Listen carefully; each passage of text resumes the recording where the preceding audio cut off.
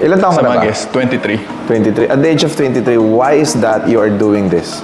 Siyempre, una is nasa attention age kasi as a business Yes, owner, correct. nagsimula ng 13 years old. Kumbaga, mas lamang ang isang negosyante kapag may personal branding kaysa sa isang negosyo na walang personal branding. Exactly. Tapos, and then you are doing this content for how long? Content creation. Siguro, wala magawa niyo wala. Yeah. In 1 year, how many followers do you have right now?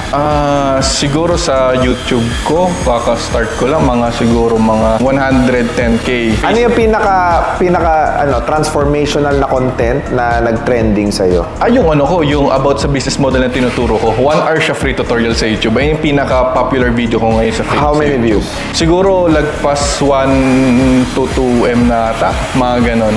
Tutorial lang? Tutorial ng business model na tinuturo ko, that is outsourcing business. Outsourcing. Parang kuha ka ng client, pas i-outsource mo yung work for lesser. Parang middleman. Yes, parang middleman.